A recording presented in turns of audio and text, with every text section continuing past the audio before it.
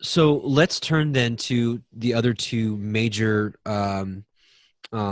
things that need to be kind of addressed. And so, along with those scriptures that we just shared, some of the two mainstays are Moses was mistaken as an Egyptian, is the claim. So, once again, they would fully admit that Mitzrayim, Egypt, was one of the sons of Ham, and they freely admit that Ham is black.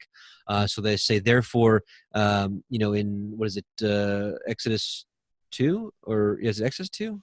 Oh, yeah, Exodus Exodus 2. 2:16, yeah. Yeah, where the daughters of Ruel, or Jethro, excuse me, mistook Moses as a black man, and also later on in the scriptures, Paul was also spoken of as an Egyptian. So I'm going to hand it over to you here. This is definitely an area Yahweh has given you a lot of wisdom here. So let's talk about that and Sure. what we can learn from this. Yeah, absolutely. This actually just came to me yesterday when I was finishing building my video called "Were the Ancient Egyptians Black or White?" I just posted that this morning, and that really dives into the anthropological, archaeological, historical, DNA, and all the different methodologies they've used throughout time to study genetic markers and figure out what the ancient Egyptians look like. And the answer to that question, the long and short of it, is that they weren't really black or white. They did fall into the Caucasoid haplogroup, which is not sub-Saharan African, but they're not white Americans either. But one of the verses that really just stuck out to me is a verse that I see people constantly sort of pointing to. They say, well, if the ancient Egyptians were black, because of a professor named Professor Diop, through his research, he determined that he thinks that many of the Egyptians were black, and they cling to that they decide, well, if Moses was confused as an Egyptian, then Moses must have also been black. So here, if we read 16 through 19, I'll just skip ahead here. This is Moshe. He came to the well after running away from Egypt. He comes upon the daughters of, it says Ruel here, but it's also Jethro. I think Ruel is Jethro's father or something. I'm not sure. No, he's got two names. It happens also in Jubilees and Jasher. His name is Jethro and his name is Ruel. So he's got two names. It's weird. That makes sense. Okay. So the daughters go back to their father to report that this guy came and helped them. He saved them from being attacked, and he even watered their entire flock. And they said, an Egyptian delivered us out of the hand of the shepherds and also drew water for us and watered the flock. And so this is the point where the Black Hebrew Israelite group says, oh, look, they thought he was an Egyptian, therefore they must have thought he was black. And so without going into all the details of the video I put out this morning right here, all we got to really do is just scroll back up to chapter 2, verse 6. And this is where Moses, when he was sent down the river in a basket to be saved from the slaughter of all the newborn males, the young males, one of the Pharaoh's daughters actually found Moshe in the river when she was bathing, and she kept the child. And here it says in verse 6, and when she had opened it, which is the basket, she saw a child, and behold, the babe wept, and she had compassion on him, and she said, this is one of the Hebrews' children. So 2 points I think need to be made here that are pretty big, and that is that there's no possible way that this woman could have gotten the impression that this child was a Hebrew based on something the child said, based on something that the way he acted or carried himself, based on his dialect. It must have been purely based on the way this child looked. Right. So she looked upon him, an Egyptian, looked upon a Hebrew baby and thought, oh, look, this is a Hebrew. So the Egyptians could tell that Moshe was not a full-blooded Egyptian just by looking at him as a baby. And so when you go down to 16, you ask yourself, well, then why do they think he was an Egyptian later? And I say, well, he just fled from Egypt. He spoke Egyptian. He spoke their dialect. He was probably wearing the clothes and the jewelry and the stuff that he left with, more than likely. And I think it's pretty safe to assume that after he saved them and watered their whole flock, they probably asked him where he was from at some point. Right. They probably had a conversation of some sort. Like, where'd you come from? Or yeah, Yeah, right. and he's probably like, "Oh, I came from Egypt," So of Right. course they're going to run back to their father and say, "An Egyptian delivered us out of the hand of the shepherds," right? Right. So we can't point to this verse and say, "Oh, well, that must mean he was black." Not only because the context of the scripture doesn't support it, but also because, again, the archaeological and anthropological evidence that I put forth in my video also doesn't support it. So we're going to deal with context, the actual context of Exodus, chapters 1 and 2. Let me read again Exodus chapter 2, verse 5 and 6, so you can see what I'm dealing with. This is what Justin is really concentrating on. And the daughter of Pharaoh came down to wash herself at the river, and her maidens walked along by the river's side. And when she saw the ark among the flags, she sent her maid to fetch it. And when she had opened it, she saw the child, and behold, the babe wept. And she had compassion on him and said, "This is one of the Hebrews' children." Now, Justin would like you to believe that this has to do with complexion, because it's clear that when she seen the baby in the ark, that it was, I guess, based on the baby's appearance, that it was clearly a Hebrew child, right? But there's a problem here. How was the Pharaoh killing the male children? Maybe you should ask that question. Let's go back a chapter prior to Exodus 1. Specifically, Exodus chapter 1, verse 22. This is the one verse that kills. It completely kills this perspective. Exodus chapter 1 and 22. And Pharaoh charged all his people, saying, Every son that is born ye shall cast into the river, and every daughter ye shall save alive. Period. So if the daughter of Pharaoh is in the river, is in the Nile River, and sees a child floating in the river on an ark, and she had compassion on it, and she knew that it was a Hebrew child, it's clear that she knows that the child is Hebrew, because the Hebrew children were being cast in the river. The children that were being killed were being cast in the river. It's literally like 6 verses prior to this one. So for folks to say that based on the context, it's not supported, it's clear that the Pharaoh's daughter did not look at this Hebrew child and said, hey, this complexion of the child is this, so it's clear that this is a Hebrew child.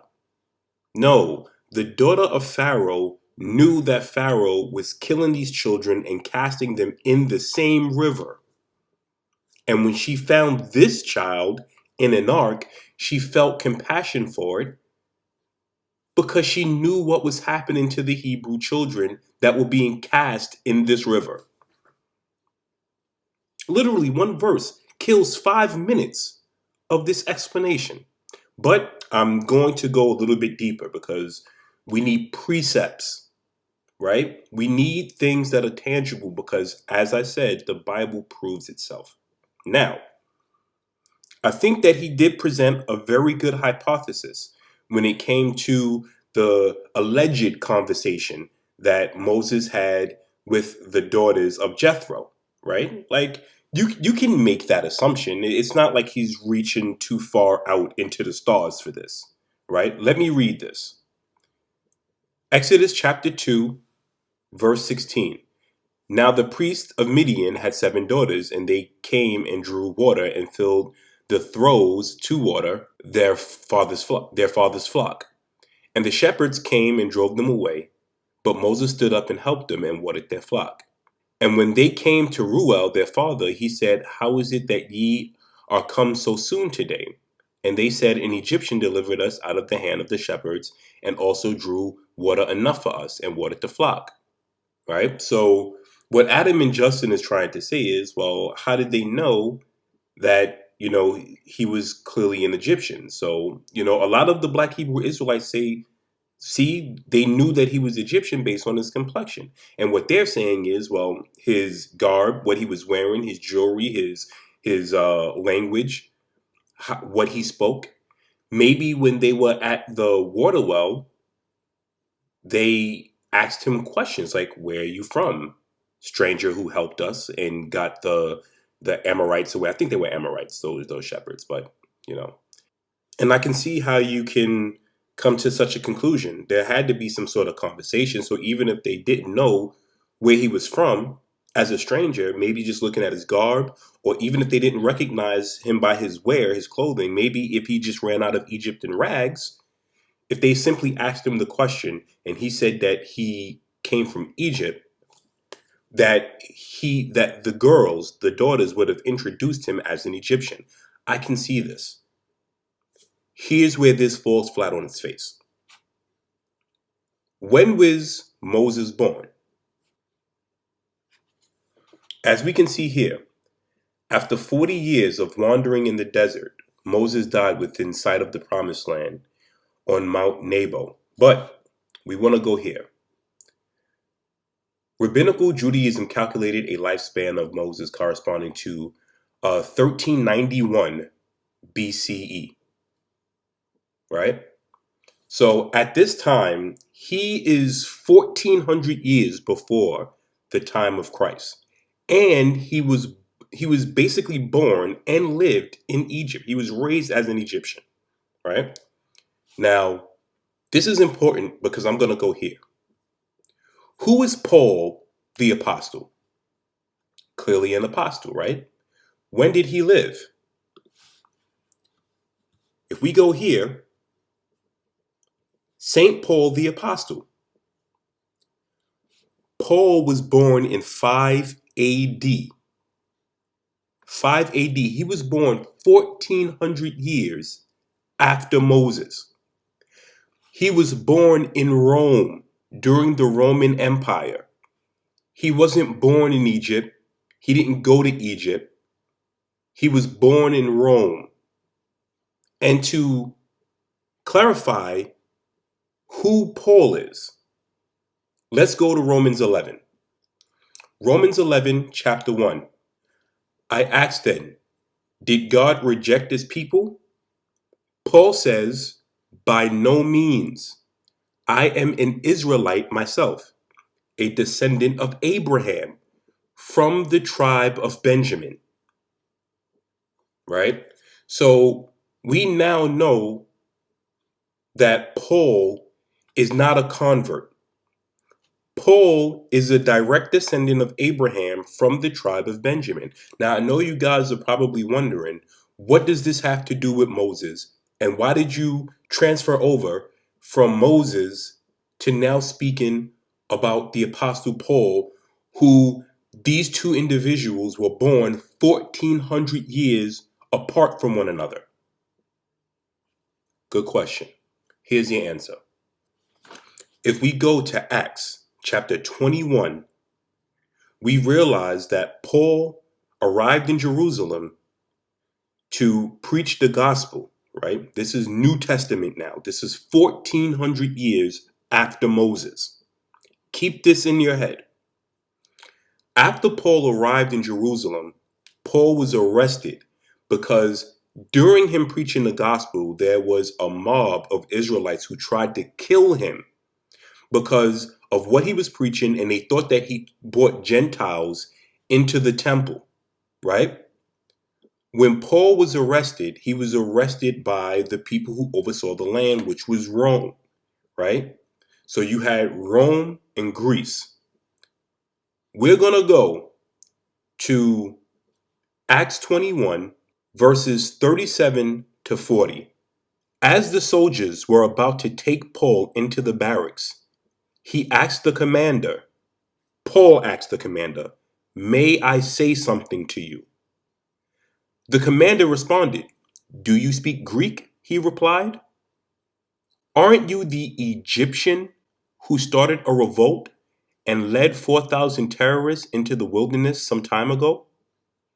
Paul answered, I am a Jew from Tarsus in Cilicia, a citizen of no ordinary city. Please let me speak to the people. This is 1400 years later. Paul wasn't in Egypt, he was in Jerusalem. Paul wasn't born in Egypt, he was born in Rome. Meanwhile, this commander who works on behalf of Rome and Greece, when Paul asked, may he say something to him, he asked Paul, did he speak Greek, and asked him, aren't you the Egyptian? Paul wouldn't have been dressed in Egyptian garb because he wasn't in Egypt. He didn't leave Egypt. He was never in Egypt. It had to be based on his complexion, how he looked, not what he wore, the jewelry, not his language, right? But this was Paul's response. This commander confused Paul for an Egyptian. And if the Egyptians look similar to Romans and Greeks, then the commander wouldn't have just immediately assumed that he was Egyptian.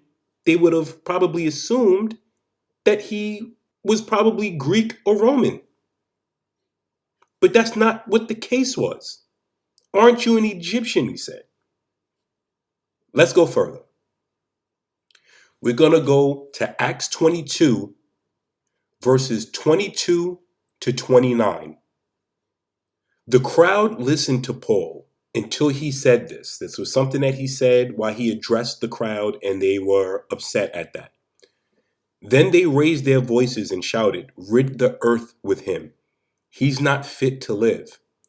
As they were shouting and throwing off their cloaks and flinging dust into the air, the commander ordered that Paul be taken into the barracks. He directed that he be flogged and interrogated in order to find out why the people were shouting at him like this. As they stretched him out to flog him, Paul said to the centurion standing there, is it legal for you to flog a Roman citizen who hasn't been found guilty? When the centurion heard this, he went to the commander and reported it. What are you going to do? He asked. The man is a Roman citizen. The commander went to Paul and asked, tell me, are you a Roman citizen? Yes, I am, he answered. Then the commander said, I had to pay a lot of money for my citizenship. But I was a born citizen, Paul replied. Those who were about to interrogate him withdrew quickly. The commander himself was alarmed when he realized that he had put Paul, a Roman citizen, in chains. They didn't know he was a Roman citizen. He didn't look Roman. He didn't look Greek. He didn't look like he would have been a citizen there. They even confused him with an Egyptian, not because the Egyptians and the Hebrews looked different, but because the Hebrews were so upset at him, they wouldn't have deduced that he was a Hebrew. He must have been something else outside of that because the Hebrews are looking to kill him. So he must be an Egyptian. And he must have done something that the Hebrews did not like because they're looking to kill him. Paul lived 1400 years after Moses. Moses was born in Egypt. Paul was not even in Egypt. Paul was born in Rome. Paul is a descendant from Abraham, from the tribe of Benjamin. It's the same family, different generations.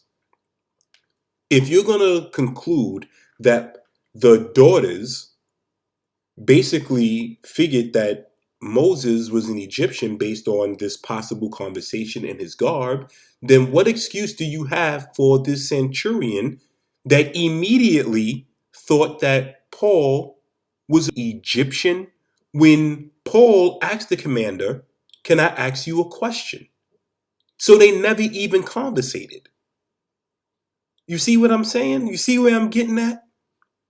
Look, I'm going to put out this quote really quick from Brother Geno Jenkins. And I really want people to take heed to this quote here. Listen. What you think this is, a game? That's right. You're going to stand before God for everything that come out of your mouth than the ears of everybody else. That's right. When you come up here, this is judgment work. Oh, yes. Are you getting what I'm telling you? Amen. And everything you ever preach, you're going to give an account to God for it. Oh, yes.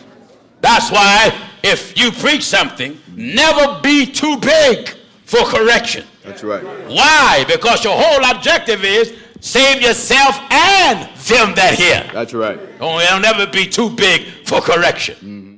It is imperative, ladies and gentlemen, that you read this Bible for yourself.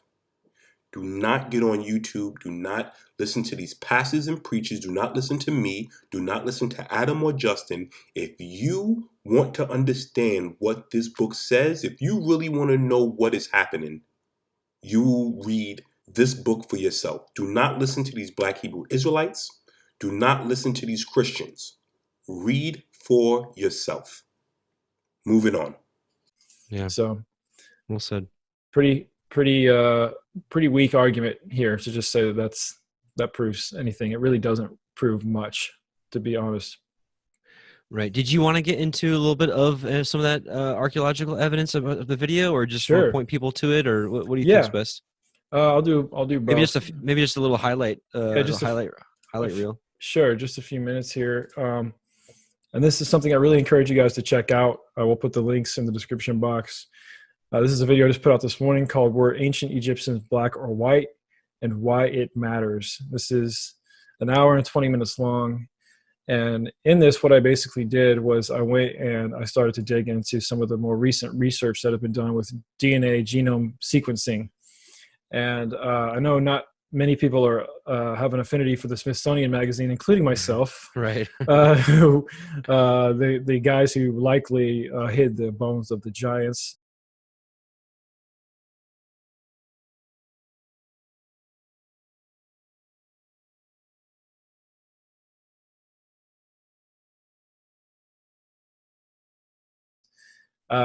But this article I noticed wasn't just on Smithsonian. The exact same article is also on the Washington Post, and the exact same article is also in Business Insider or Business Weekly, I believe.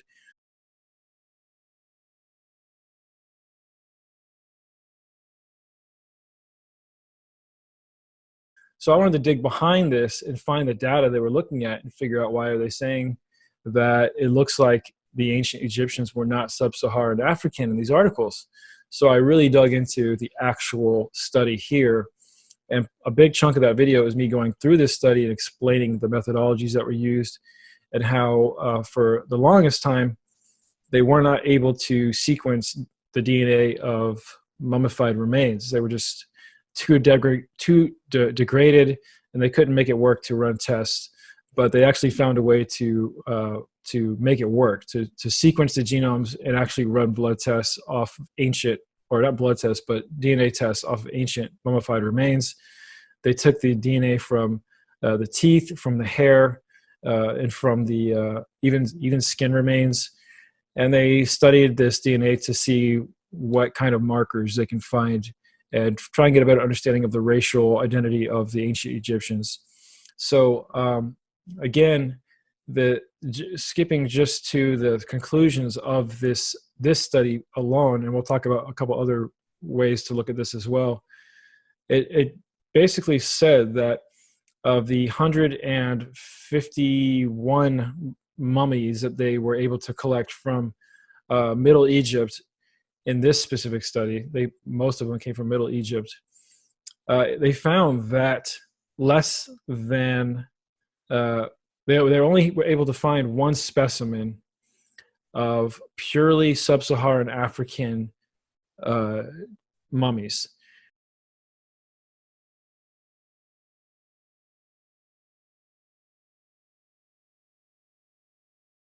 There were a few more specimens that would fall into the sub-Saharan African or Negroid category, but of those specimens were all mixed. Actually, they all had also Caucasoid genetics in them as well.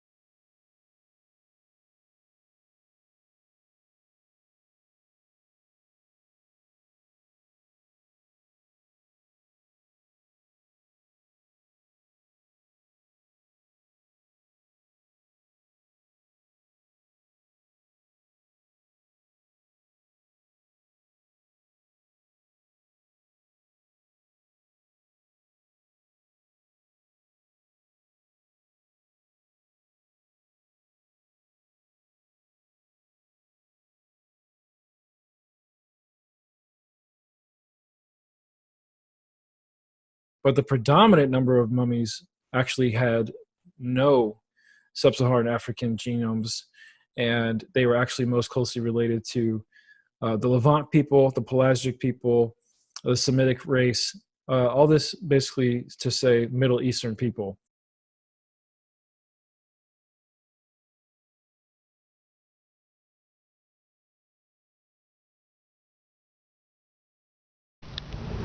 I've seen when black people claim that the ancient Hebrews and Jews were black people and Jesus was not a white man. Many white people come across and say, okay, Jesus was not a white man, but he wasn't a black person either,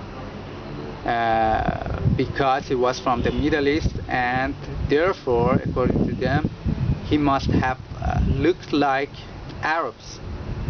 But this is a fallacy. Just because the modern population of a region looks like X doesn't mean that the ancient inhabitants of that region looked also like X. For example, look at Australia. Are white Australians descended from the ancient Aborigines? Or are white Mexicans descended from the ancient Mayans? Of course not. The Middle East is the most melting pot region of the world. There are black, white, brown, Indian-looking and Mongoloid-looking people in this region, all of whom claim to be native and indigenous to this region. And for example, in Arabs, there are black, white, and mixed, the so-called brown Arabs, all of whom claim to be the real Arabs. But which of them is the real Arab? The black one, the white one, or the brown one? The same goes for Iran. There are many different ethnic groups in Iran. There are Mongoloid-looking Turkmens, there are Indian-looking Baluch, there are native blacks, there are white-looking Turks, there are mixed-looking Kurds and Lurs. Which of them is the true Iranian? And unlike what the believers of the Indo-European hoax claim, the white-looking people in this region are not descended from the ancient mythical Indo-Europeans. These people are mostly Turks or descended from Turks. For example, here in Iran, up to 40% of people are Turks, and I don't know how many of them are descended from Turks, meaning are related to Turks. And the most white-looking people of Iran are mostly Turks, but there are also Russian, Georgian, and Armenian people too living in this region. And we all know that Turks are not an indigenous people to this region. They came from southern Russia and the Central Asia in recent centuries, and they cannot be an indigenous people to this region. The ancient inhabitants of the ancient peoples of the Middle East were all different types of black people, different groups of black people. Assyrians were a black people, Persians were a black people, Elamites were a black people, and Arabs, yes, were a black people. That's why you see Assyrians have depicted themselves with curly hair, curly beard, and dreadlocks. That's why you see Persians have depicted themselves with curly hair and curly beard. And even there are many wall paintings found in Susa in which Persians have depicted themselves with black skin, have painted themselves with black skin. So therefore Persians were black people, not a so-called Indo-European. And I believe that Persians, Assyrians, Arabs, and all of the ancient inhabitants of the Middle East were an Ethiopian type of people, the so-called Semitics, an Ethiopian type of people. people like the Somalis, like Ethiopians, like Eritreans, like Djiboutis, like dark-skinned Yemenis. You know, they weren't a white people. Why? Because the temperature here in this city goes up to 50 degrees Celsius in summers with a high intensity and a UV index of 12. White people cannot endure this heat. They cannot tolerate this heat. So they cannot be indigenous to this region. Because we semi-white looking people cannot stand this heat. We cannot go outside too much in summers. But how can white people be indigenous to this region? And I don't say this because I'm racist. As you can see, I'm not a black person, and I look mostly like whites than blacks. I just want to tell the truth that the ancient inhabitants of these regions, from Babylonians, Assyrians, Elamites, Persians, Jews, were all black. Please stop whitewashing history. And by black, I don't mean the Bantu type of blacks or Khoisan type of blacks. They were an Ethiopian type of blacks, I think.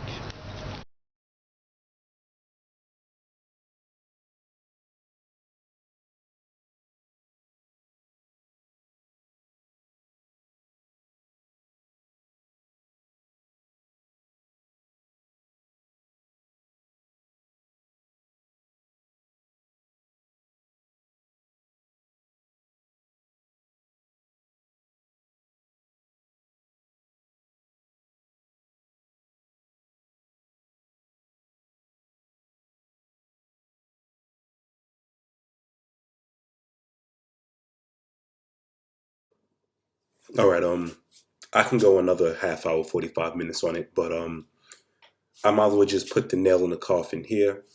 We're talking about the so-called sub-Saharan Africans, that these African Americans, or these people who were enslaved and sent to the West, are claiming to be exiles of Israel, correct? So my answer is Henry Kissinger. Now, I know folks are saying Henry Kissinger is not African American. And if you were to say that, you are absolutely right. But he is my answer. And I say that he's my answer because generally when black people, African Americans, talk about their own history, we have to get some sort of source from people outside of ourselves in order for these things to be validated, correct? So let's do this.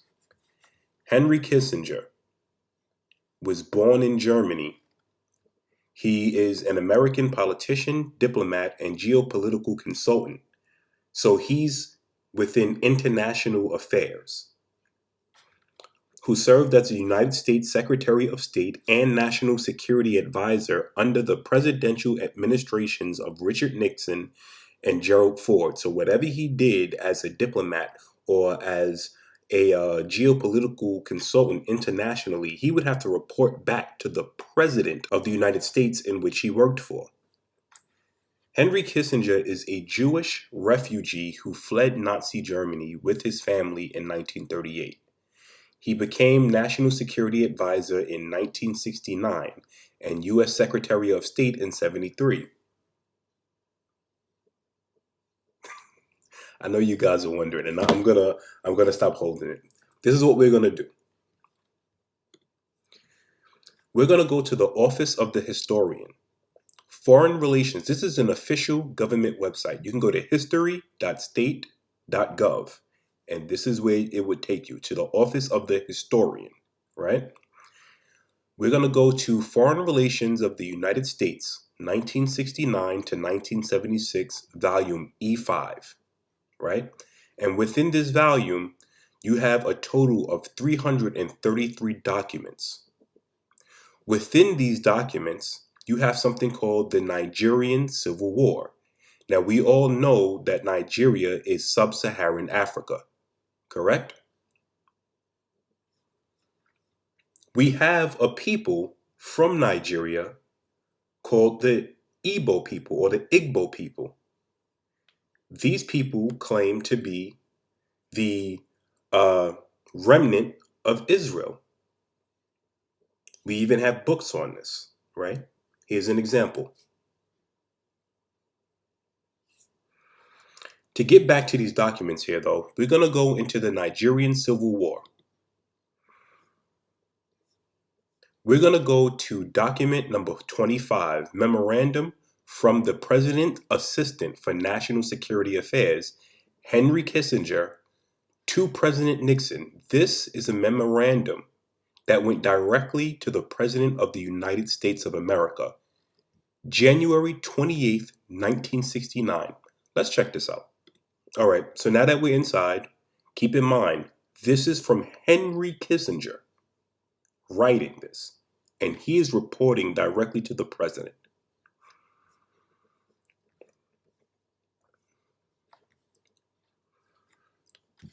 Reading here, Biafra, Colonel Ojukwu, 35, British-trained, erstwhile playboy, presides over the popular support and military morale of a people convinced that defeat means extinction.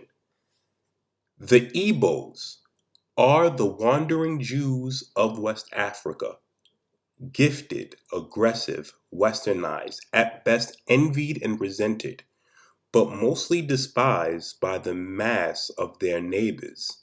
In the Federation, they have fought well by African standards against heavy odds. Their cynical public relations use of the starvation has been brilliant. Let me read this again. I want you to know that this was sent to the President of the United States, January 28th, 1969.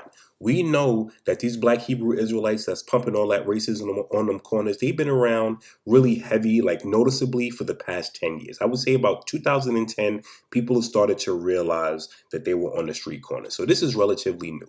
I mean, granted, we see this from Kissinger, but it's not like this is brand new. If anybody's been listening to Bunny Wailer's music, Bob Marley's music, Midnight, any of these type of Rastafari music, cultural music, people would know these things, right? But of course, we can't go to the source. We can't go to people who tell you about themselves. Let Henry Kissinger tell you. Let's read it again.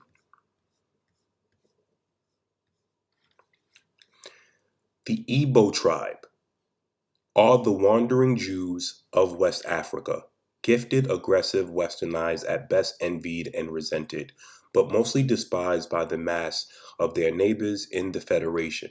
They have fought well by African standards against heavy odds. Their cynical public relations use of the starvation has been brilliant. Let me ask you a question. I know that Adam and Justin have military experience. I believe when Henry Kissinger wrote this document and furnished it to the President of the United States at that time, none of us was born. I think we were all born after 1969. I don't know if these gentlemen's ages, but I would believe that none of us are surely not older than Henry Kissinger. We don't have the experience of Henry Kissinger. We've never been in foreign relations such as Henry Kissinger. Most of us, we're not, I don't proclaim myself to be Jewish. I haven't heard Adam or Justin proclaim themselves to be Jewish. And I don't think they've ever been in Nigeria. I don't think that they've ever had any sort of business or any sort of political relations with the people of Nigeria. And this is what he furnished. This is a public document from the United States of America. I personally think this should be enough. At least for people to say that maybe I can disagree with what those black Hebrew Israelites are saying on them corners. But I think that in terms of the people, they may have a point, because remember, it wasn't like they got every single last one of us. No. I mean, I have books, personal books in my library, my personal library that's written 150 years ago that talk about the description of Jews going as far back as the 1840s. And it tells you clear as day. This one is a doozy. I know it is. So the political aspect, the governmental and the political entities, they know who the African Americans, the so-called African Americans in the United States are. They know this. Because if they know, if Henry Kissinger can write back to the president and let him know that this particular tribe are the Jews of West Africa, and I know that they can pretty much figure out where these people were coming from, these slaves hundreds of years ago. You know, it's not like they didn't have documentation of the names and what boats were sent, who were in charge of the boats, who funded uh, these voyages, who funded the voyage to find the New World. You know, we had people who were with Christopher Columbus who were Hebrew translators. If I really wanted to get deep into this, but I would prefer to just keep it biblical. You know, I know that people would love to just make this seem like some sort of interpretation. So I figured I'd at least for a second step out of the Bible just to show you that this is nothing new. Whether you're listening to, you know, old time reggae music, you know, not that stuff that they call hip hop and rap today and try to make it seem like that's our culture. That's nonsense. That's not our culture. You know, but it's clear that these people knew this. So what the Igbo people are writing about themselves, Henry Kissinger confirmed 50 years ago.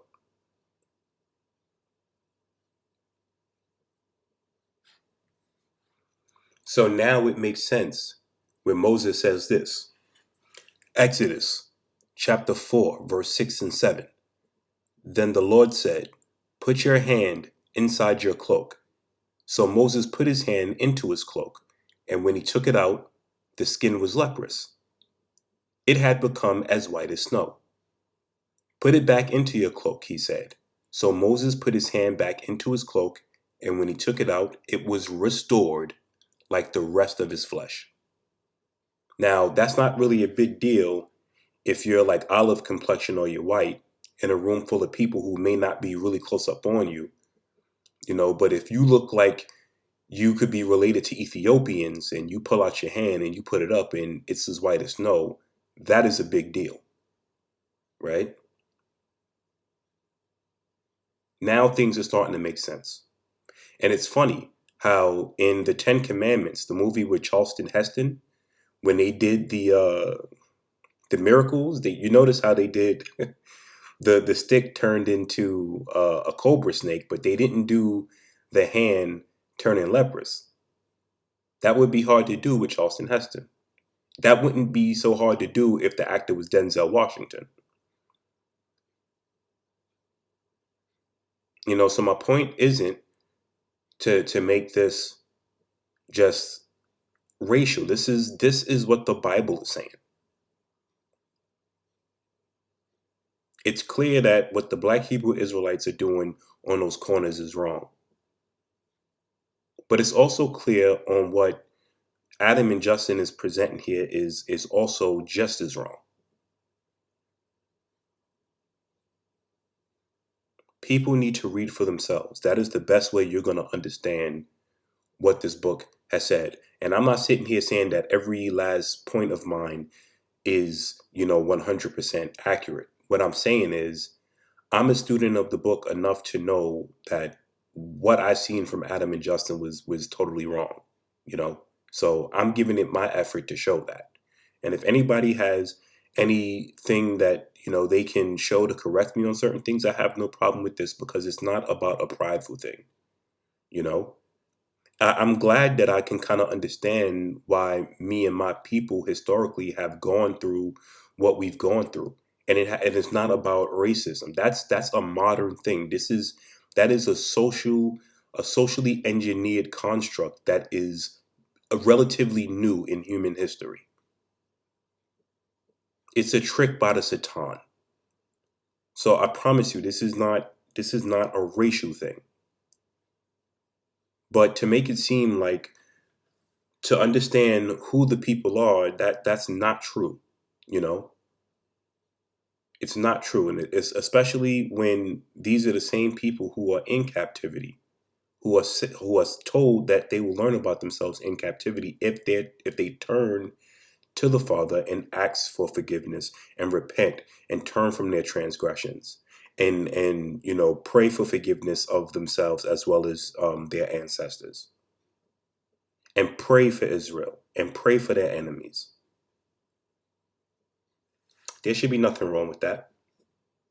I mean, in the world that we live in, I can see why there would be something wrong with that.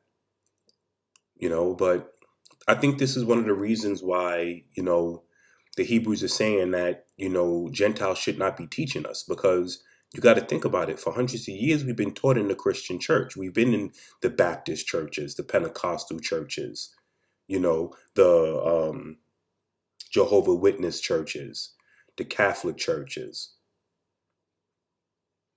And the only thing we've seen was everybody but us. It seemed like our history only started in the 1600s. We don't go back as far as the 1600s. We literally just, our existence started on slave boats.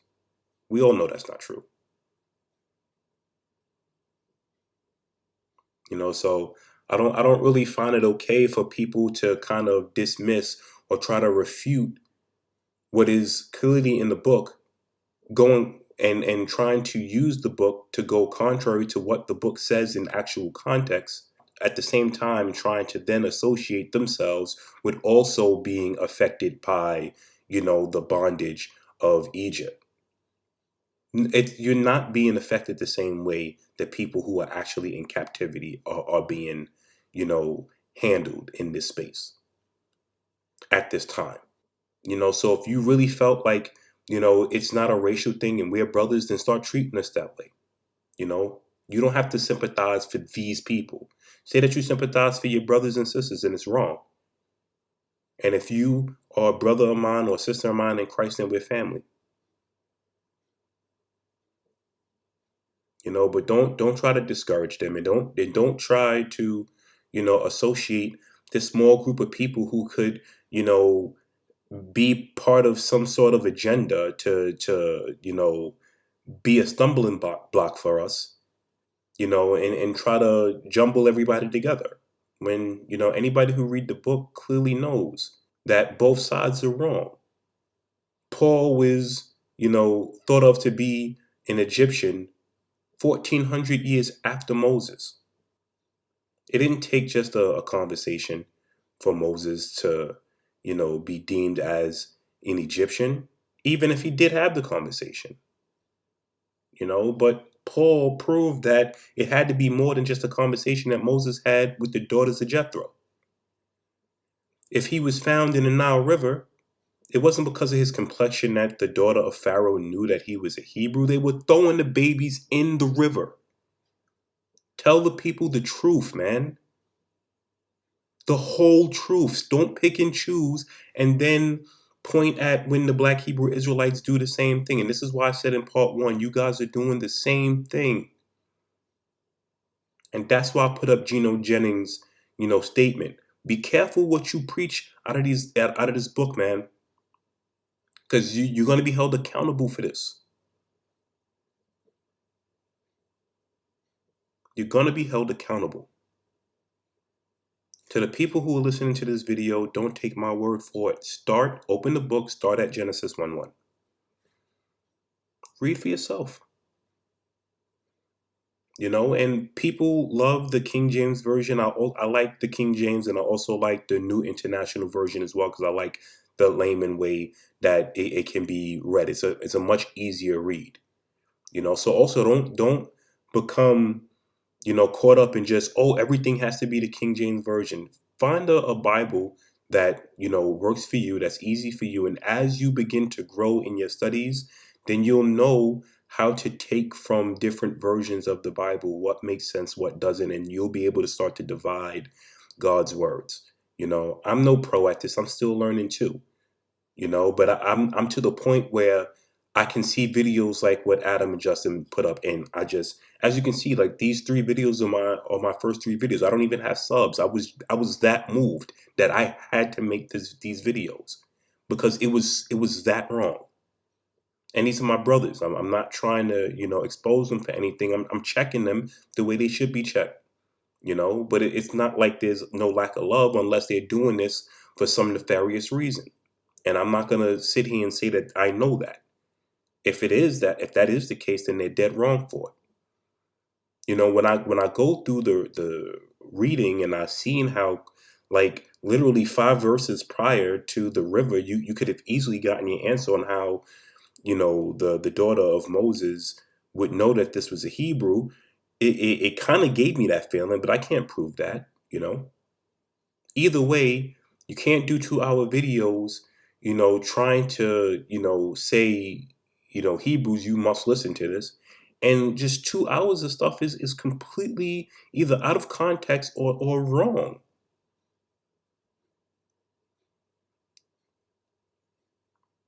So with that said, I hope folks that have checked out this video can see, what I presented and see that I kept it scriptural and I tried my best not to, add anything to it in terms of like personal opinion. Anything that I, elaborated on was, I tried to keep it in the context, and I made sure to go through precepts excuse me, I tried to go through precepts as well. But yeah, I guess I'll do some more videos in the future. But yeah, let me know what you think of, this 3-part series and if you got anything from it. And hopefully Adam and Justin will see this, and if they would like to speak on this, I wouldn't have any problem with it. As long as they let me know what they want to speak on, and I can prepare myself so I can provide them with the right information, because I'm not interested in like exposing folks. I'm interested in folks getting the right information and me telling them that they should not be taking our words for it solely, that people need to read the book. I used to listen to people on YouTube for so many years, and it becomes entertainment. And that's not what this is about. This is not entertainment. Get into the book, ladies and gentlemen. Read for yourself. This book, it's amazing. It's amazing what you'll find in here. And then what happens is you'll begin to be confident in what you're reading. You want to learn more, and then you'll kind of come out of your shell and start defending this book. Start defending, all of the folks who believe in this book, the people of the book as well. And not into, any disrespect to anybody else, but, it is what it is. It's not my fault people get offended. I'm not trying to offend anyone, but enough of the playing around with what's going on in this book. Read the book and come to the conclusion based on what has been read, not on what anybody else is saying. And if you go into church and you're listening to these pastors, you need to follow up behind these pastors. If you don't go to church and you do the online thing like I do and many other people around the world do, follow behind the people who are teaching you. If you are not following behind them, you're wasting your time. Till next video.